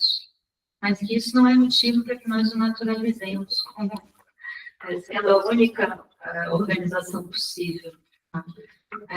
Quando você traz, Marli, essa ideia de as teorias sexuais infantis, castração incluída, serem um momento, digamos, imaturo, e que na genitalidade se chegaria a outra coisa, eu entendo o argumento, claro que ele é defensável, mas, assim, eu não acredito nele. Porque o que eu vejo na minha clínica o tempo todo, e no mundo, assim, é que essa genitalidade não existe. Né? Nós somos sempre crianças perversas polimórficas. Né? Então, esse ideal de uma certa domesticação subjetiva e sexual ao mesmo tempo, eu acho difícil de pensar hoje. E não acho que... É importante que você assinale que na genitalidade, na ideia de genitalidade, está em jogo mesmo essa diferença. Uma é vagina, outra é pênis. O que eu estou tentando pensar é se essa dicotomia não é justamente um dos pontos importantes para que se sustente uma fantasia por parte do menino, que é a fantasia de que ele ainda não é castrado. Se ele situa a castração no outro corpo, né, ele, pelo menos por um tempo, pode se safar dessa ameaça tão presente na sua fantasia. Por outro lado, a gente pode pensar também que, ao fazer de um outro corpo um corpo castrado, o que a gente pode talvez dizer mais simplesmente, ao feminizar um corpo, né, ao apontar nele, ao denominá-lo como feminino, já entendendo com isso toda essa carga violenta que eu tentei apresentar antes, tá? Ou seja, ao feminizar um corpo, não se estaria colocando em ato essa fantasia de abrir um buraco, penetrar, destroçar, abrir um buraco em algum lugar. O que Freud considera próprio das sensações penianas, de tão importante para ele que é essa fantasia. Tá? Então, eu acho que no terreno do sexual, e o terreno do sexual talvez seja tudo psicanálise, nesse terreno eu acho muito difícil a gente distinguir o que seriam as boas teorias, ou as corretas, do que seriam as teorias sexuais infantis. Eu tendo mais a ler esse texto como um texto extraordinário sobre o que é o conhecimento, o que é a produção do conhecimento e o que é a produção do conhecimento em psicanálise. Porque ele próprio diz que quem teria sido inibido na sua atividade epistemofílica, de produção de teorias sexuais infantis, ficaria inibido para sempre na vida. E ele também fala dos cientistas, dos pensadores, como pessoas que são como essas crianças fazendo teorias sexuais infantis. Então, eu tenho mais a tendência, Marli, de pensar assim, se a biologia, no final, também não traz teorias sexuais infantis. Inclusive, eu recebi outro dia essa notícia que eu só tomo com estranheza, porque eu não consigo entender isso, eu preciso estudar. Mas, assim, de que na própria biologia, na própria genética, já está comprovado que não se trata só de XX e XY, mas de mais de 30 combinações de genes que resultam em determinada conformação, inclusive em termos genitais. Né? Se a gente pega o número, não tenho aqui, mas o número de crianças que são intersexo, na verdade, e que têm um gênero delimitado, por vezes, de uma maneira arbitrária, inclusive, ficando cirurgias, inclusive, mas o número de crianças que nascem intersexo também é muito grande. Eu estou mais tendendo numa linha mesmo que segue as ideias dos estudiosos de questões de gênero, Judith Butler e outras. Eu estou mais inclinada a pensar gênero como uma performance social que tem muito pouco embasamento, digamos, anatômico e hormonal, do que pensar em termos mesmo de uma diferença nítida e uma denominação inconteste, inequívoca do que seria vagina, do que seria pênis, etc. Inclusive, assim, uma coisa que eu acho muito importante, mas que uma amiga psicanalista outro dia me disse, não, isso não tá bom o seu livro, isso tem que explicar melhor. É a ideia de que no fetiche, eu acho que no texto que vocês leram, que está com sugestão de leitura para hoje, né, o texto que está na revista Lacuna, não me lembro se eu falo tão nitidamente sobre isso, mas eu acho que o que o fetiche nos ensina é que talvez, em vez do pênis, a referência central poderia ser o capacete.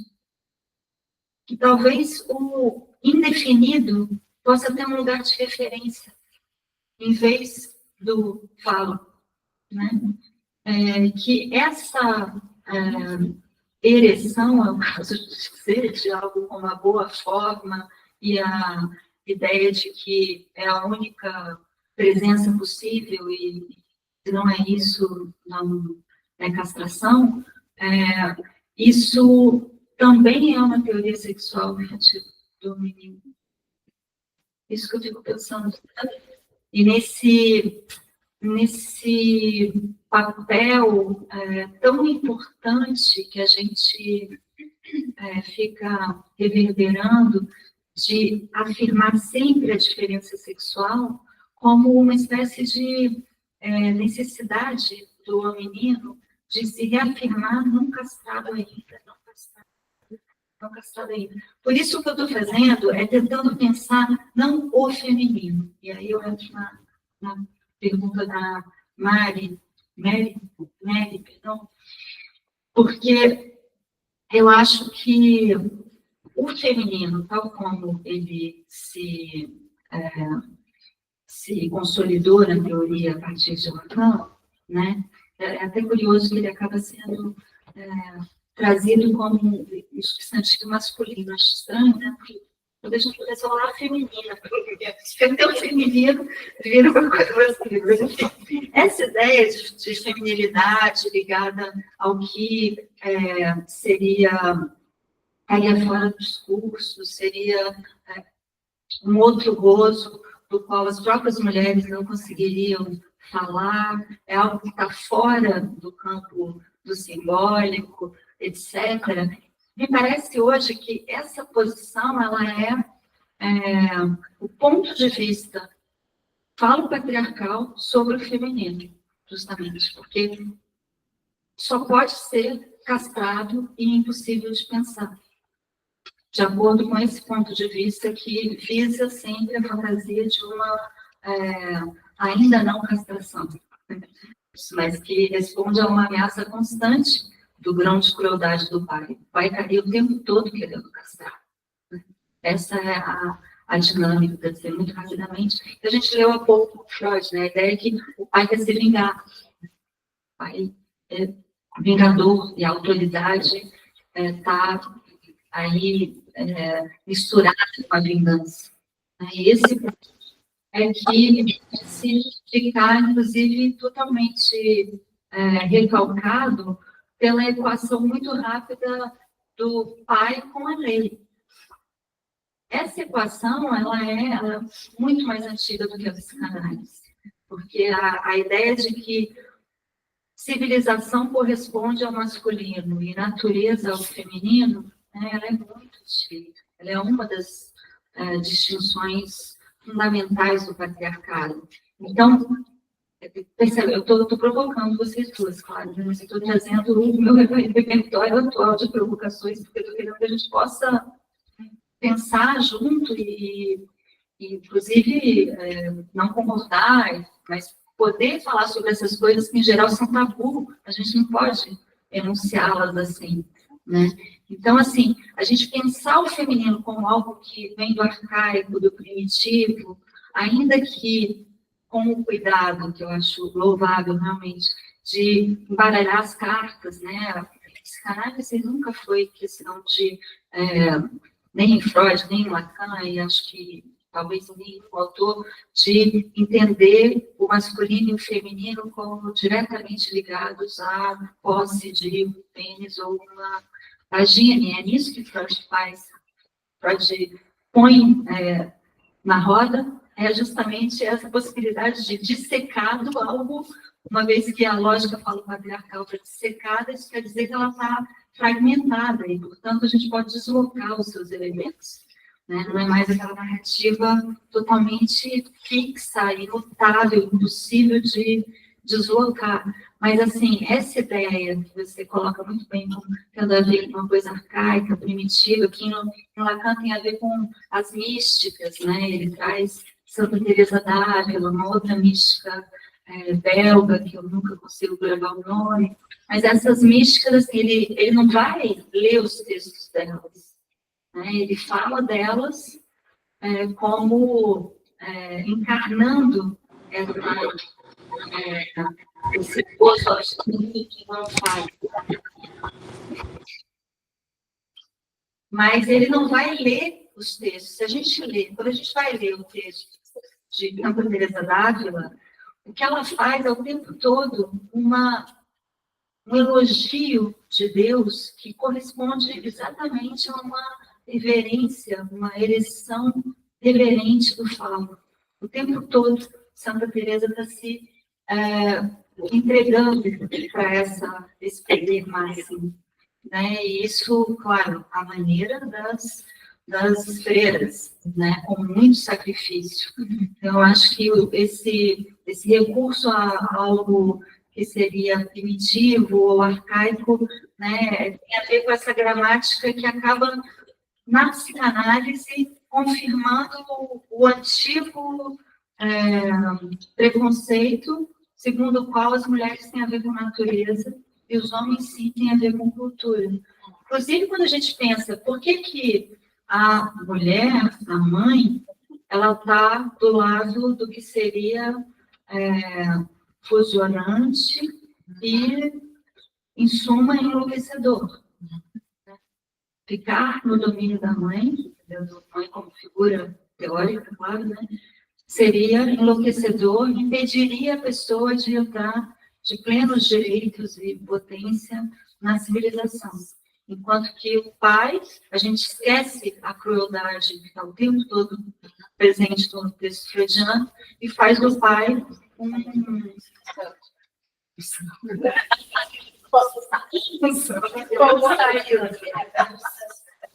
representante da lei, ou quase uma quase coalescência entre lei e pai. Mas que lei é essa?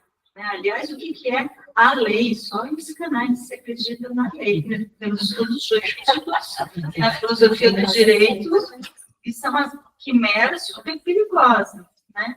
Então, eu acho que é muito importante você trazer essa questão, assim, para que a gente possa pensar se esse lugar, apesar de, claro, falar da mulher, se falar do feminino, se realmente nós mulheres não temos outras coisas para falar sobre isso, sabe? Porque eu acho que colocar no lugar do gozo o outro nos cala muito rapidamente. Porque se está fora, no final das contas está fora do simbólico, portanto, não se pode dizer nada. Então, nem vai nem tentar, porque já está fora. Já estabelece um caminho que é impossível de se trilhar. Enquanto que, para ir na sua questão, Lúcia, a questão da Lúcia, ela me permite passar da lei para outra coisa. A minha provocação aqui, com a função vulva, que nem todo mundo leu, então, por um receio que fique muito abstrato, mas é um texto que está na internet, né, que saiu na CUT, num dossiê organizado pela Alessandra Fortunati, E a minha ideia foi justamente assim, falar da vulva como algo que não é uma contrapartida, um complemento do falo, justamente quebrando essa ideia de tem a vagina e tem o pênis, né? Fazer da vulva algo que é topológico em termos lacanianos, que não se coaduna com a ideia de boa forma que o falo acaba ocupando. Né? Não existe uma forma perfeita e o resto é a falta dessa forma. A vulva, ela tem desenhos múltiplos, né? Ela é radicalmente singular. É muito difícil fazer dela um desenho tão pregnante, uma conformação tão imediatamente reconhecível como o pênis. Então, me interessa mais pensar, não pensar em termos do feminino, porque eu acho que o feminino e a vagina, né, foi proposto aqui nas perguntas, estão sempre reféns dessa complementaridade. Né? Então, o feminino respondendo ao masculino. Eu acho que a dicotomia, o pensamento dicotômico, é próprio da lógica falo-patriarcal. Por isso eu estou recusando falar de mulheres para falar de não homininos. Tem os homininos e tem os outros. Eu não acho que para pessoas que se identificam com significantes mulheres, não sei se aqui há que concordarão comigo, mas eu não acho que para as pessoas que se identificam com significantes mulheres se trate da lógica da diferença sexual, da reafirmação dessa lógica, da necessidade de reafirmar isso, como é o caso para os homininos, para quem está totalmente aderido à lógica falo-patriarcal. Eu acho que tem uma certa fluidez que me parece, né, colocar quem se identifica com o termo mulheres, com esse significante, numa continuidade com quem se identifica como não binário, quem se identifica como mulher trans, quem se identifica como enfim, os significantes que hoje circulam na cultura, né? Tem vários outros, enfim, pansexual ou assexual, essas denominações que dizem de uma certa fluidez e de uma recusa a se apresentar em termos dicotômicos e aceitando essa binaridade, né? Essa dicotomia. Então, eu acho que com a função vulva, eu estava tentando ao mesmo tempo falar dessa potência de recusa da forma bem constituída e da diferença sexual anatômica como marcando, né, o binarismo, mas também tentando deslocar essa equação entre lei e pai para falar, talvez, é legal porque a pergunta da Lúcia me faz voltar para a questão da autoridade, para falar da possibilidade de que uma certa autoridade se exerça no sentido da proteção e da construção de bordas e beiras que protejam dessa tal invasão, desse tal destroçamento, de que os nossos corpos são objeto. Então, eu falo de uma função vulva como uma função materna, mas entendendo, claro, mãe como uma figura teórica, né, que seria justamente o que viria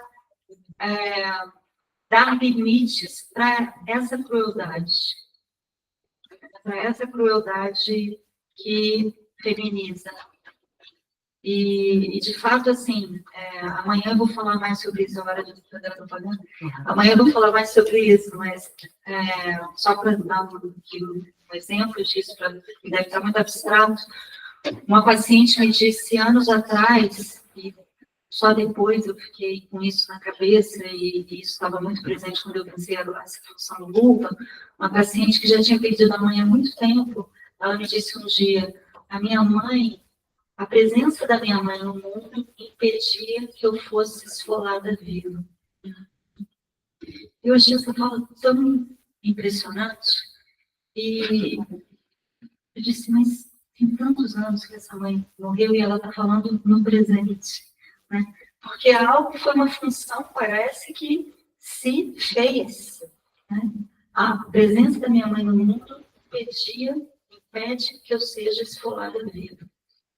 E da minha parte também, assim, era uma coisa que eu ia falar hoje, mas não deu tempo, quando eu disse que até um determinado momento essa ideia do falo me parecia ok, estava bem para a minha vida com a teoria e com a clínica.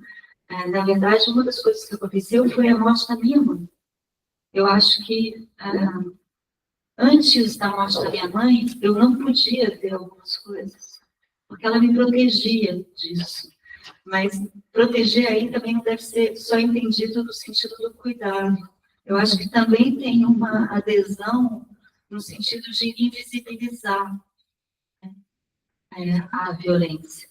Então, só depois que minha mãe morreu, eu comecei a ver a violência implicada na minha condição de quem se identifica e foi identificada com o significante mulher de uma maneira devastadora. Né? E quando você começa a ver isso, não tem como não ver.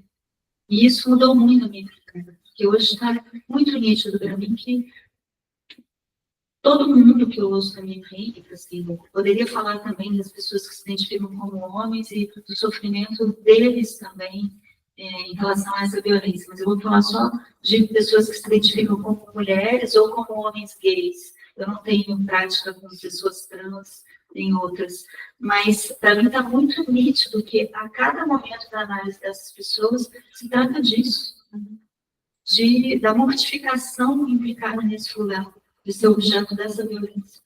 E isso é claro, isso tem a ver com fantasias da própria pessoa, mas tem a ver com uma certa marcação de um lugar que vem da sociedade, que vem em termos políticos. E eu acho que reconhecer isso é muito importante no processo analítico. Enfim, já falei muito, né? Bom, devido ao adiantado, né? Acho que encerramos por hoje. Amanhã teremos, então vamos fazer isso. Tá? Tem mais uma? Tem uma pergunta?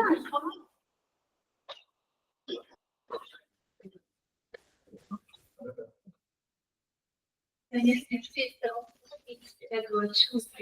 especialmente pelo gesto de leitura que sustenta na obra do Freud, encontrando nele o caminho metodológico que foi de desdobrar no seu tempo e, de alguma maneira, nos convocando também a desdobrar o nosso caminho, o nosso tempo.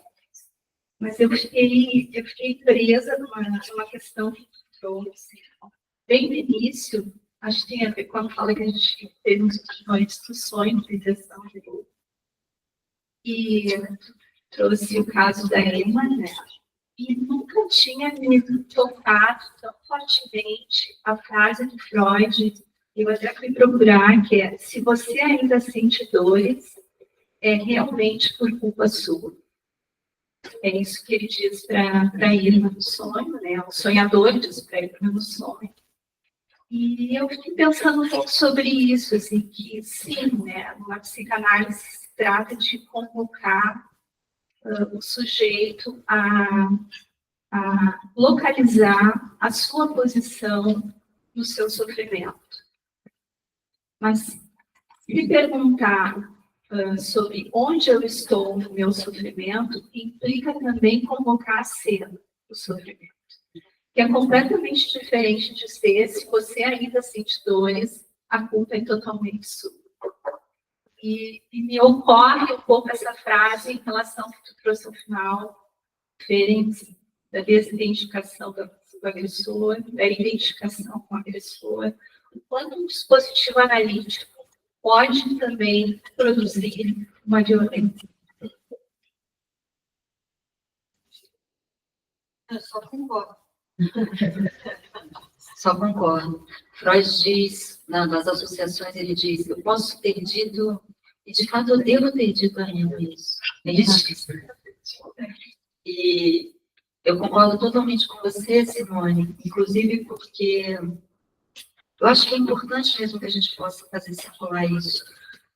Uma outra colega também, assim, né, da nossa cidade, não vou mencionar o nome porque eu não pedi autorização para ela, mas estava conversando comigo um tempo atrás sobre uma situação na qual chega na clínica dela uma pessoa, não, ela já estava atendendo essa moça, que chega um dia dizendo que o parceiro dela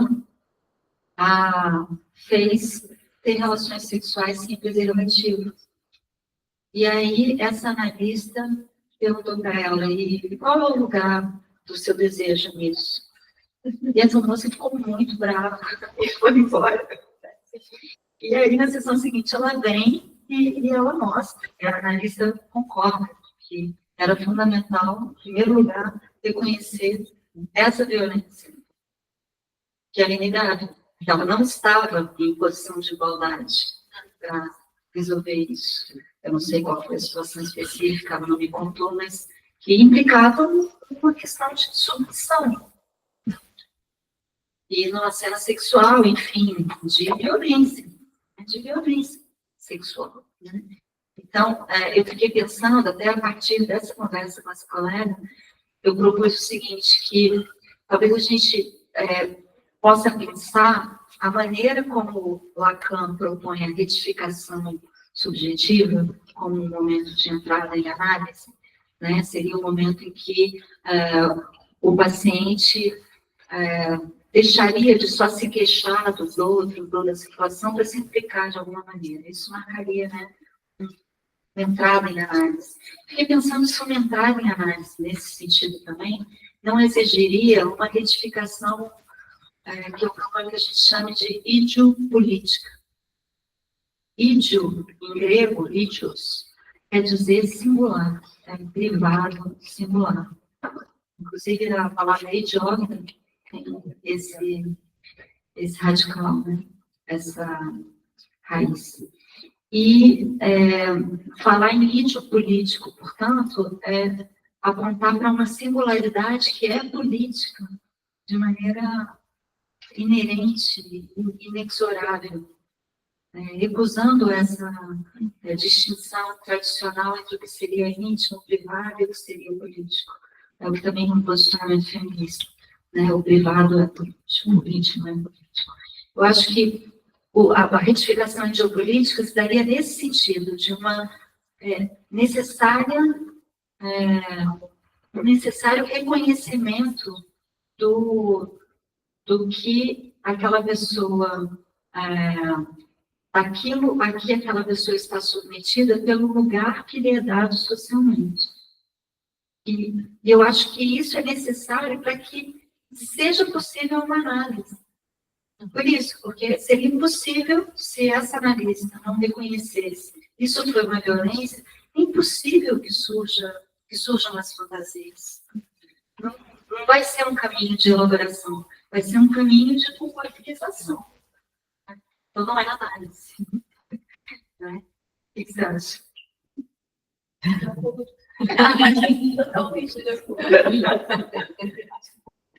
Bem, a conversa é longa, seguimos amanhã, né, às 10 horas, com a melancolização da mulher na análise. Muito obrigada a todos.